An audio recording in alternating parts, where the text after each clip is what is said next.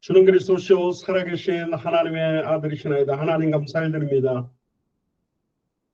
특별히 아시아권 전체를 동남아시아 지역을 살리기 위해서 인도를 선택하시고 또 인도 가운데 동쪽 끝에 있는 조그마한 도시 미조람을 선택하셔서 인도 안에 90% 이상 크리스찬들이 모여있는 축복의 도시를 저희들과 연결해 주셔서 감사를 드립니다.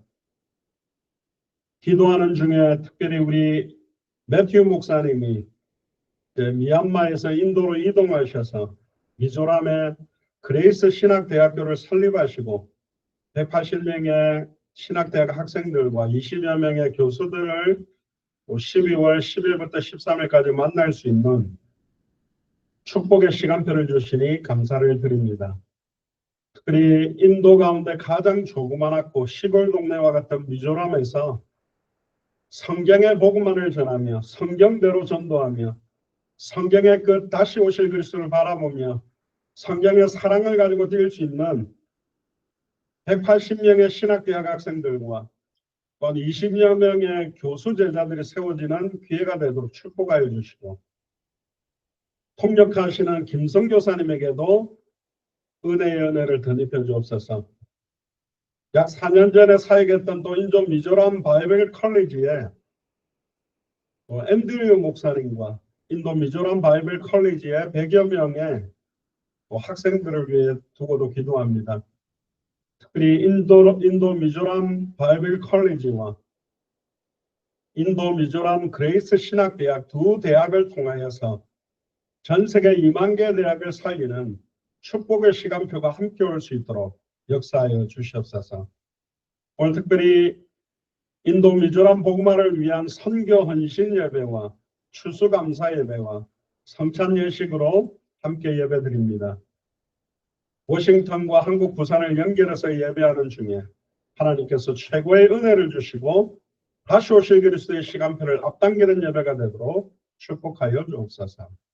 감사를 드리며 승리하신 주 예수 그리스도 이름으로 기도드리옵나이다.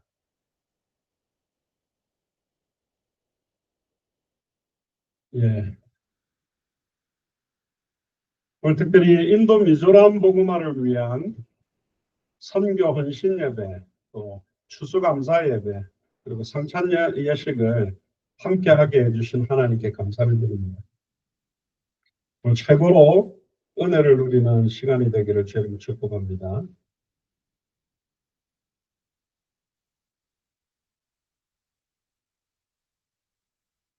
오늘 제목이 영원한 생명의 복음으로 추수하며 선교하자라는 제목입니다.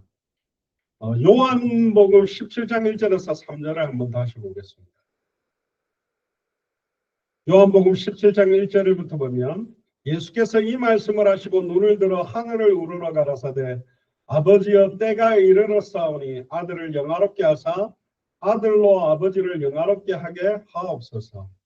아버지께서 아들에게 주신 모든 자에게 영생을 주게 하시려고 만민을 다스리는 권세를 아들에게 주셨음이로소이다. 영생은 곧 유일하신 참 하나님과 그의 보내신 자 예수 그리스도를 아는 것이니이다. 전에 우리 남순임 목사님 돌아가실 수도 있겠다는 이야기를 듣고 제가 한국에 이렇게 갔다 왔는데 그런 생각을 좀 했습니다.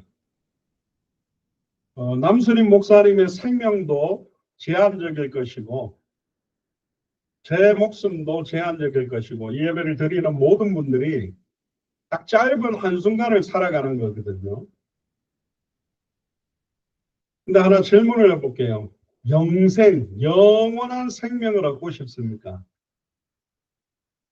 어떤 사람들은 영원히 살면 뭐하냐, 하루를 살아도 너무너무 고통스럽고 괴롭다, 빨리 죽는 것이 좋다라고 말하는 사람들도 있습니다.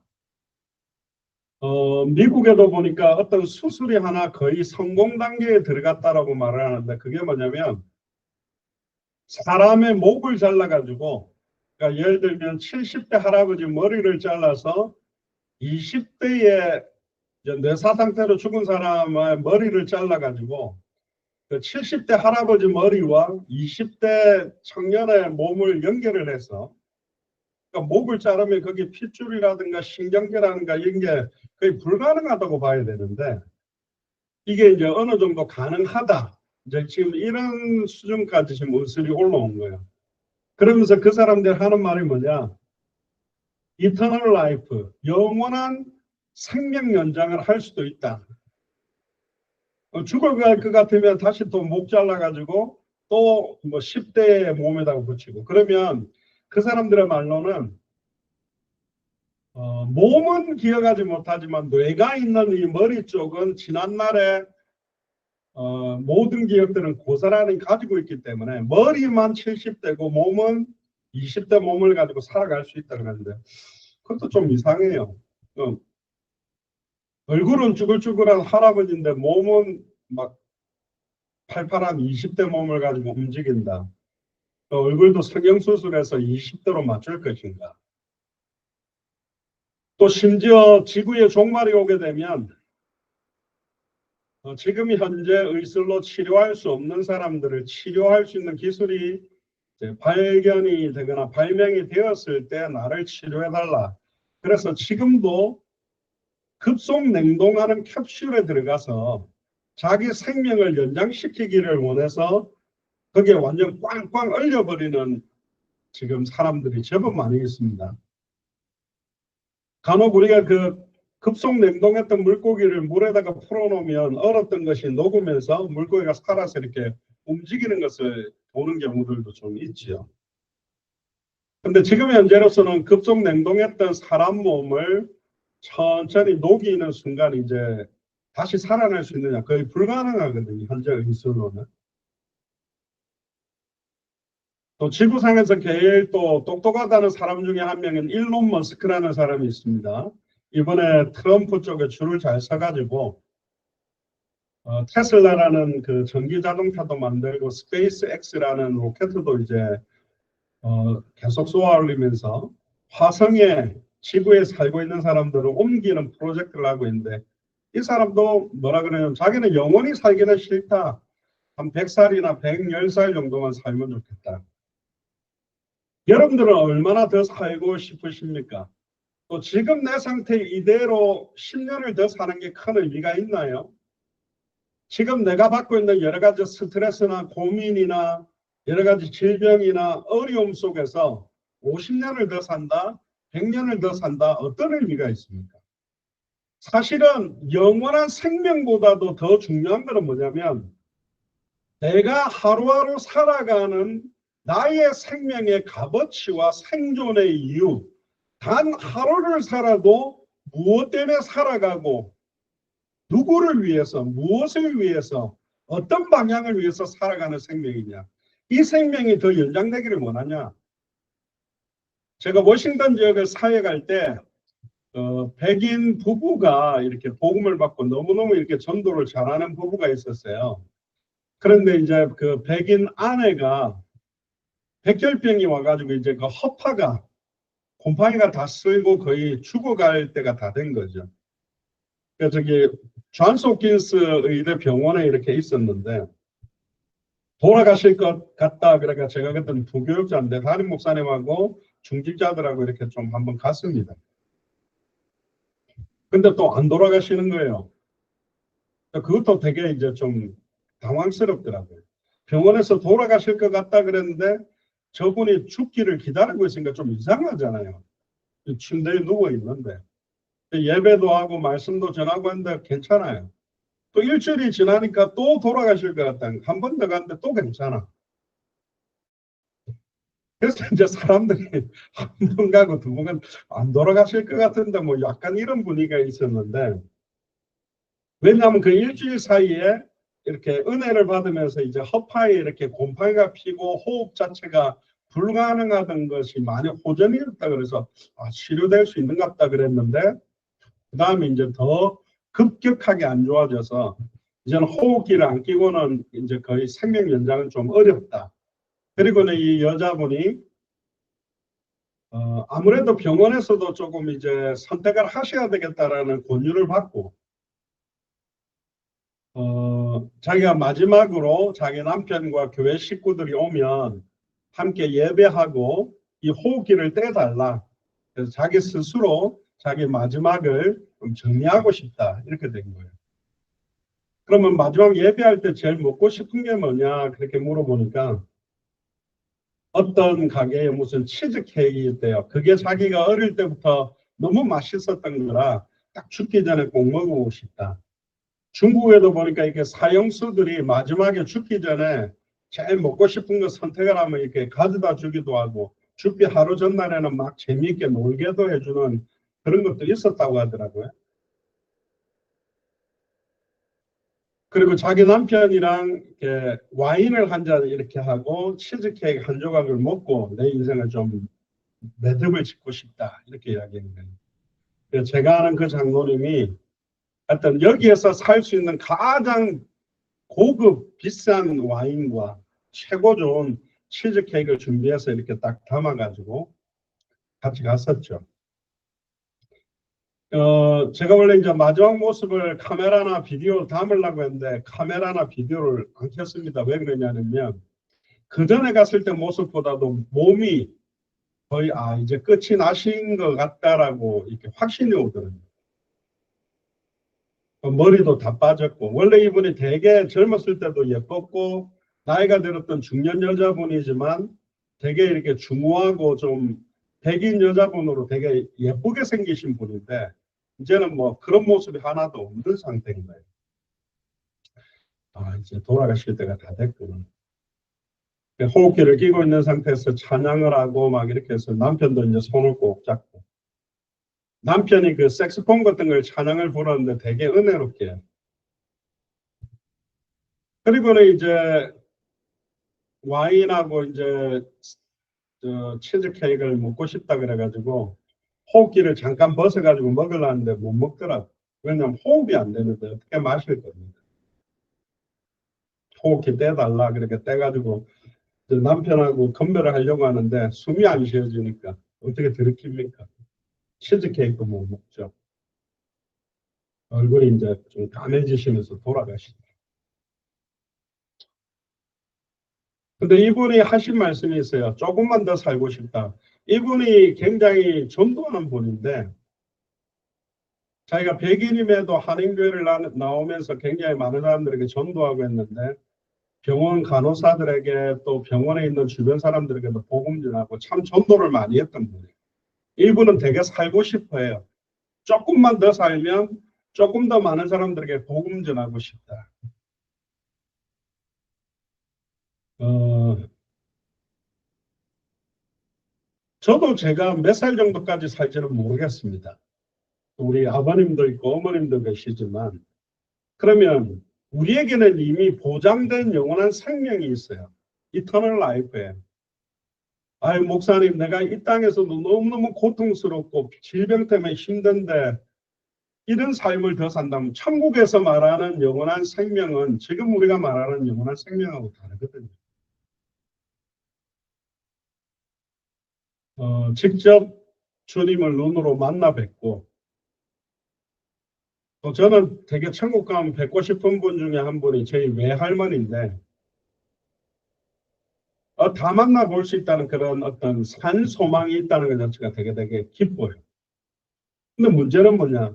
이 영원한 생명을 우리만 소유하는 것이 아니고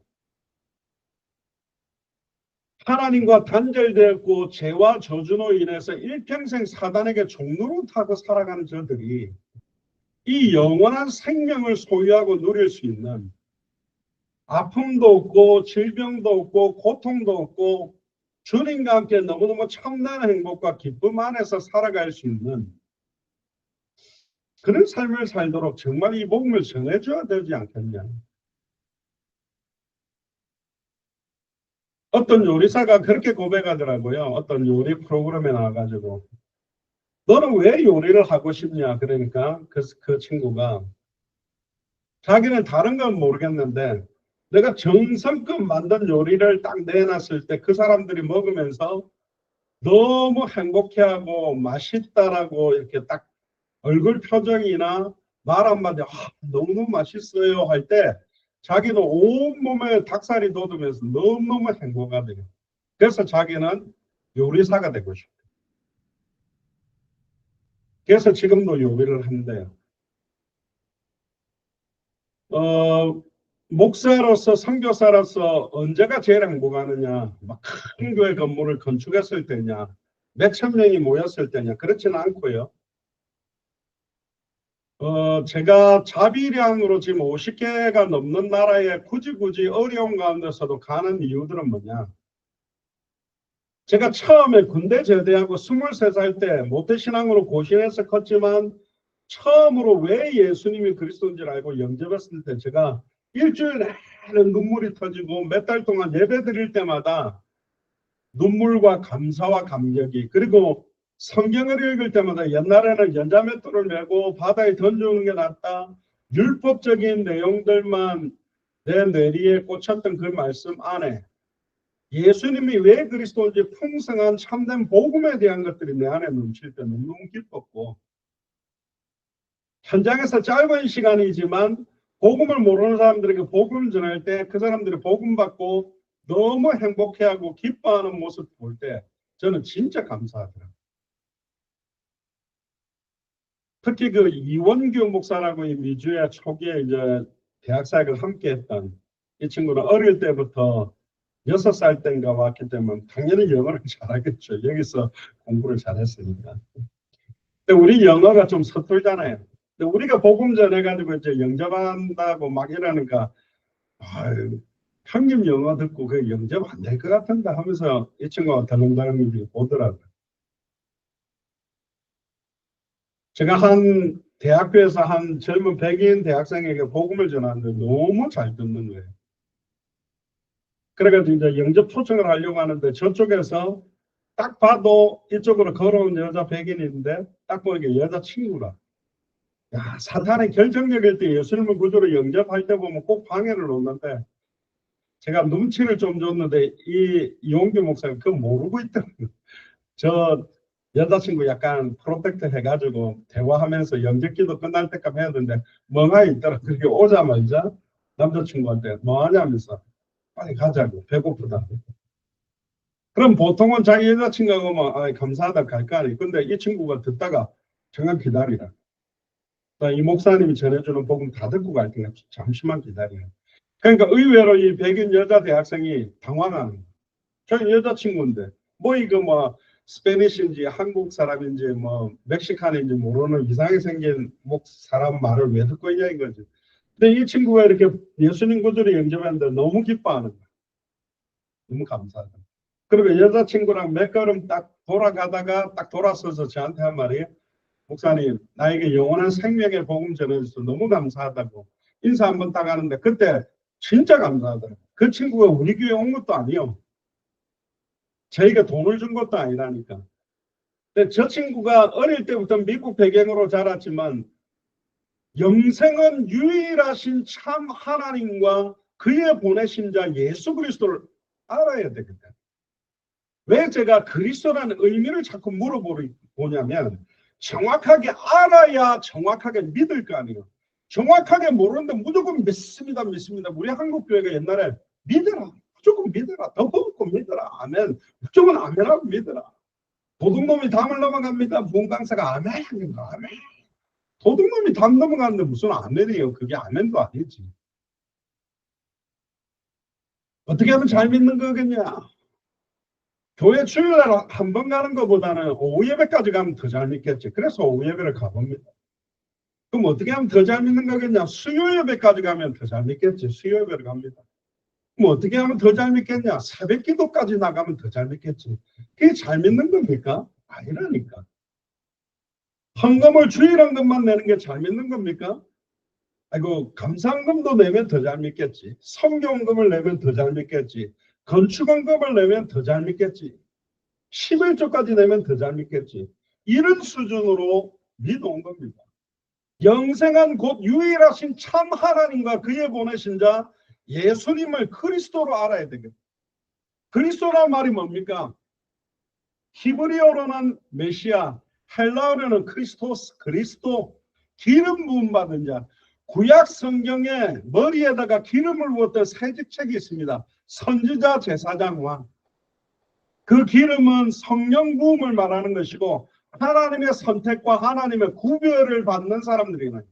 하나님이 특별하게 구별하고 특별하게 선택해서 하나님의 일을 맡기는데, 선지자들은 하나님 만나는 길을 말하고, 제사장들은 짐승의 피를 뿌려서 죄를 대속하고, 왕들은 하나님의 통치력을 받아서 하나님의 뜻대로 백성들을 통치하는 역할을 했는데, 구약의 수많은 선지자들이 하나님이 계시한 그대로, 선지자라는 의미는 위에서 전해준 그대로를 말해야 되는데, 자기의 생각과 상황과 조건과 어떤 대상들에게 전하느냐에 따라서 아예 변질된 섞인 복음, 자기 생각을 집어넣어서 전하는 선지자들이 많았고, 정결한 신령과 진정으로 드리는 제사, 산제사가 아니라 아예 부정한 제사를 드리는 사람들이 많았고, 피를 뿌리고 무수한 제물을 잡지만 피의 의미가 뭔지, 왜 제물을, 흠없는 제물을 드려야 되는지에 대한 의미도 모르고 제사를 지내는 제사장들이 많았고, 구약의 왕들도 다 자기의 뜻대로 통치하는 시대가 됐는데, 참된 선지자가 올 거다.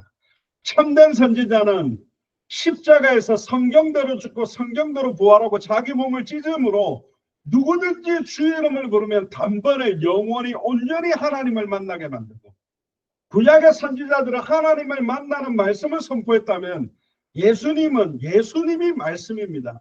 말씀이 사람의 몸을 입고 눈에 보이는 말씀으로 이 땅에 오신 분이 예수님이요. 단번에 영원히 하나님을 만나는 말씀이 바로 예수님입니다. 참된 선지자를 말하는 거예요. 구약의 제사장들은 제지을 때마다 피를 뿌리면서 반복적인 제사를 하지만, 참 제사장이 오면 성경대로 십자가에서 짐승의 피가 아니라 자기의 피로, 반복적인 제사가 아니라 골고다 언덕에 단 한 번의 제사로 과거, 현재, 미래 모든 죄와 저주를 영원히 해방시켜버릴 수 있는 분이옵니다. 구약의 왕들은 적들과 싸워서 이기기도 하고 지기도 합니다. 다윗도 골리앗을 이기긴 했지만 우리아의 아내 바세바를 취하며 범죄할 때가 있었습니다. 참된 왕이 오면 십자가에서 성경대로 죽고 성경대로 부활함으로 사탄의 머리를 박살내고 사망 권세를 끝내고 부활하심으로 단번에 영원히 사단, 마귀, 귀신, 사망 권세를 깨뜨리고 승리케 하는 왕이 온다. 참된 선지자, 참된 제사장, 참된 왕, 이 세 가지 직분을 동시에 성경대로 십자가에 죽고 성경대로 부활함으로 이루는 분이 메시아 그리스도다. 누구냐? 그때 베드로가 마태복음 16장 16절에 주는 당신이 바로 그리스도시요 살아계신 하나님의 아들이십니다. 그렇게 알아버린 거예요. 그러니까 예수님이 너무 기뻐가지고 바요나 시모나 네가 복이 있더라. 이것을 내게 알게 하는 혈육이 아니다. 하늘에 계신 내 아버지가 알게 했고, 네 반석 위에 네 믿음 위에 내가 내 교회를 세우고 천국 열쇠를 네게 주르니 네가 땅에서 매면 하늘에서 매이고 땅에서 풀면 하늘에서 풀리는 세계복음화의 주도권을 주고 음부의 권세가 너를 이기지 못하게 만들겠다. 영생한 유일하신 참 하나님과 그의 보내신 자 예수 그리스도를 아는 것인데, 참 하나님이 누구냐? 요한일서 5장 20절에 보니까 또 아는 것은 하나님의 아들이 이르러 우리에게 지각을 주사 우리로 참된 자를 알게 하신 것과 또한 우리가 참된 자 곧 그의 아들 예수 그리스도 안에 있는 것이니, 따라해보세요. 그는 참 하나님의 피요 영생이시라. 할렐루야. 그가 누굽니까? 예수 그리스도가 참 하나님이시요 예수 그리스도가 영생이다. 나는 부활이요 생명이니 무릇 나를 믿는 자는 죽어도 살겠고 무릇 살아서 나를 믿는 자는 영원히 죽지 않는 부활 생명, 영원한 생명을 줄 수 있는 분이 바로 참 하나님입니다. 그래서 예수님은 하나님의 아들이면서도 하나님입니다. 성부 하나님 여호와, 성자 하나님 예수 그리스도, 성령 하나님 보혜사. 예레미야 10장 10절에 보세요. 오직 여호와는 참 하나님이시요 사실은 하나님이시요 영원한 왕이시라. 오직 여호와만 참 하나님인데 예수님을 참 하나님이라고 고백했습니다. 초대교회 때는 삼위일체라는 교리적 정립은 그때는 없었지만 초대교회는 어떻게 믿었냐? 유일하신 하나님 여호와가 30살 먹은 마리아 몸속에 태어나서 30대 초반의 나이로 목수의 아들로 온 저 예수님이 바로 여호와다. 거의 이렇게 믿었다는 거예요. 그러니까 유대인들이 막 길을 틀어막고 어떻게 여호와 하나님이 저 요셉과 마리아 아들 저 예수가 어떻게 그 여호와냐면서 불경죄로 죽이려고 달라드는 요한복음 1장 1절에도 보면 태초에 말씀이 계시니라. 이 말씀이 하나님과 함께 계셨으니 이 말씀은 곧 하나님이시라.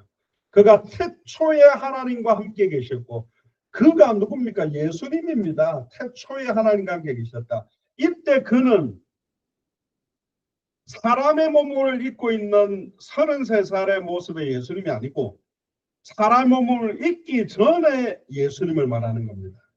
3절에 만물이 그로 말미암아 지은 바 되었을 때 만물을 하나님이 지었지만 그로 말미암아 만물이 그로 말미암아 나왔고 그에게로 돌아간다. 예수 그리스도 안에는 하늘과 땅의 모든 게 통일되어 있다. 알파요 오메가요 처음이요 나중이요 시작과 끝이 예수님이다. 그러니까 이 예수님이 바로 하나님입니다. 그래서 약간 어떤 이단들은 그냥 예수님이 여호와다. 그러니까 단일 신론으로 이름만 다른 거다. 여호와가 예수고 예수가 성령이 이렇게 말하는 것도 있는데 그건 좀 무리수가 많으니까. 그러나 분명한 거는 창세기 1장 26절에서 28절에 보면 우리가 우리의 형상을 따라 우리가 사람을 만들고 하나님이 처음부터 유일하신 하나님이지만 우리라는 단수 복수형을 사용했단 말이에요.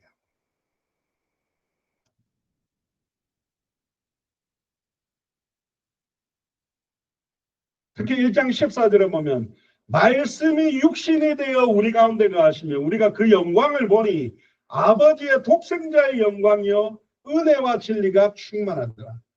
그러니까 성경에는 예수님을 여호와라고 생각하며 신앙 고백하는 장면들이 나와 있고 또 하나님의 아들적인 포커스로 강조하는 장면이 나와 있고 예수님은 왕이라고 표현하고 강조하는 쪽이 있고 예수는 그냥 인자다 고난받는 종의 모습을 강조하기도 하고 예수님은 하나님이라는 걸 강조. 그러니까 요한복음이나 요한 1서 2서 3서는 사도 요한은 예수님은 하나님이라는 포커스로 굉장히 강하게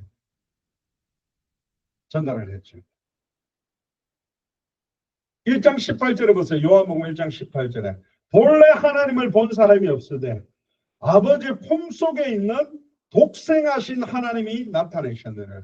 아버지 품속에 있는 독생하신 하나님이 누굽니까? 바로 예수님입니다. 하나님의 아들이라는 표현과 하나님이라는 표현, 참 하나님이라는 표현을 같이 썼고요. 특히 아까 읽었던 요한일서 5장 20절에 보면 또 아는 것은 하나님의 아들이 이르러, 여기는 하나님의 아들이라 그러죠. 우리에게 지각을 주사 우리로 참된 자를 알게 하신 것과 또한 우리가 참된 자 곧 그의 아들 예수 그리스도 안에 있는 것이니 그는 참 하나님이시오 영생이라. 빌립보서에도 그는 하나님의 본체시나 하나님과 동등됨을 취할 것을 여기지 아니하시고 자기를 비워 종의 형체를 가지고 이 땅에 나타나신 분이 바로 예수님입니다. 아담과 하와가 범죄했을 때 우리 중에 죄악을 아는 일에 우리 중 하나와 같이 되었다 그렇게 됩니다. 하나님은 거룩하고 하나님은 선이시기 때문에 죄를 알거나 죄에 오염될 수가 없잖아요. 그러나 하나님의 아들을 통해 죄가 되게 만들어서 인류의 모든 죄와 저주를 다 덮어써서 속량하는 분으로 오신 분이 예수님입니다. 그래서 우리는 단번에 영원히 하나님 말할 수가 없어요. 내가 곧 길이요 진리요 생명이니 나로 말미암지 않고는 아버지께로 올 자가 없다. 사도행전 4장 12절에 천하 인간의 구원 얻을 다른 이름을 우리에게 주신 적이 없다.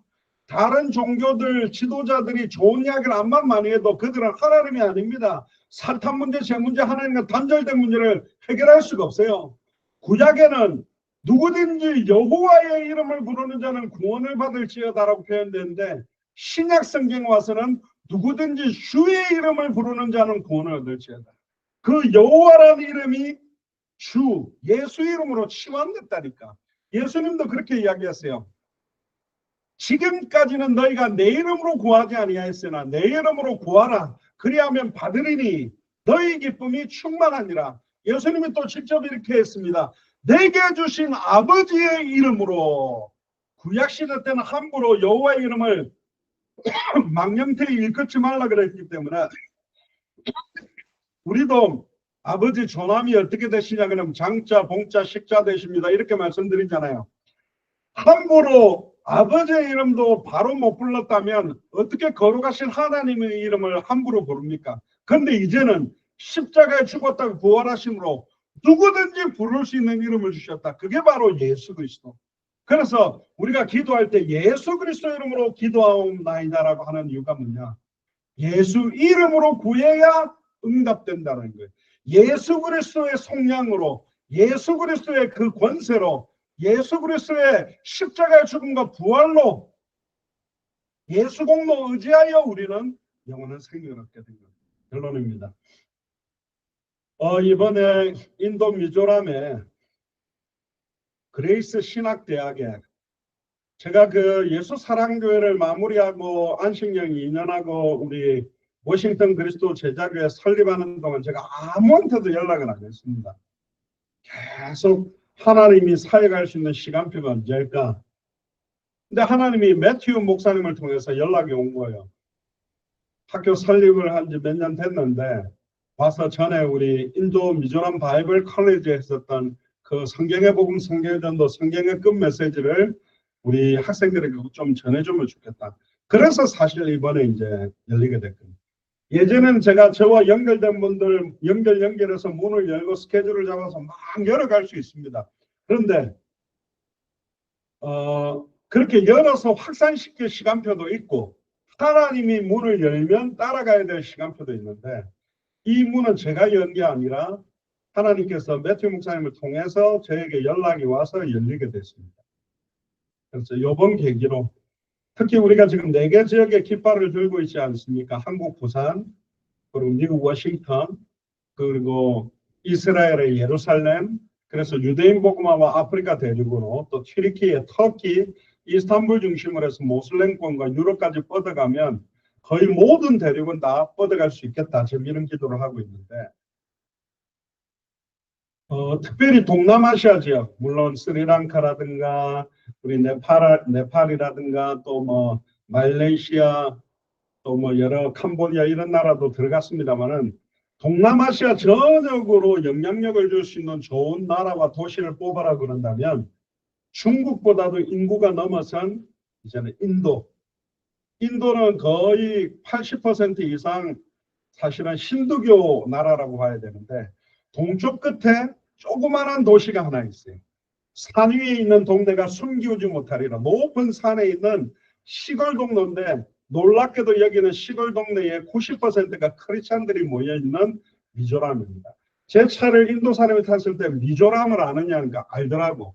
거기 약 90%가 크리스찬들 특이한 곳이다 그러니까 맞다 하더라고. 인도 사람도 알고 있는 굉장히 조그마한 나라, 도시. 나사렛에서 뭘 선한 것이 날 수 있겠냐. 인도의 가장 동쪽 끝에 100% 인도 사람들이 모인 곳은 아닙니다. 주변에 미얀마, 캄보디아, 태국, 네팔, 인도 이런 학생들이 모였지만 이들이 다 영어를 사용할 수 있고 또 되게 순수해요. 이번에 이들에게 21강 33강 내용들이 전달되고 성경의 복음, 성경의 전도, 성경의 끝을 성경의 사랑을 가지고 전달해서 이들이 아예 동남아시아 전역으로 흩어져서 동남아시아 살리는 그런 최고의 시간표가 오도록 그래서 영원한 생명의 복음을 가지고 추수하고 선교하는 중요한 시간표가 되도록 계속 저와 통역하시는 김성 교사님과 매튜 목사님을 위해서 또 그레이스 신학대학 학생들과 교수진을 위해서 기도해 주시길 바랍니다. 기도하겠습니다. 저는 그리스도시요 살아계신 하나님의 아들이시나이다. 하나님 영생은 유일하신 참 하나님과 그의 보내신 자 독생자 예수를 그리스도로 아는 것이라고 저렇게 말씀 주셨음을 찬양을 드립니다. 영원한 생명을 주신 주님께, 특히 200개 나라와 2000개가 넘는 미전도 부족 국가에 아직도 왜 예수님이 그리스도인지 정확하게 듣지 못하고 있는 그들에게 원색적인 복음의 증거됨으로 말미암아 인도 미조람이 동남아시아와 당대 세계화에게 세계일방 앞에 기쁜 이름이 되는 도시가 되도록 축복하여 주시옵소서. 감사를 드리며 승리하신 주 예수 그리스도 이름으로 기도드리옵나이다. 아멘.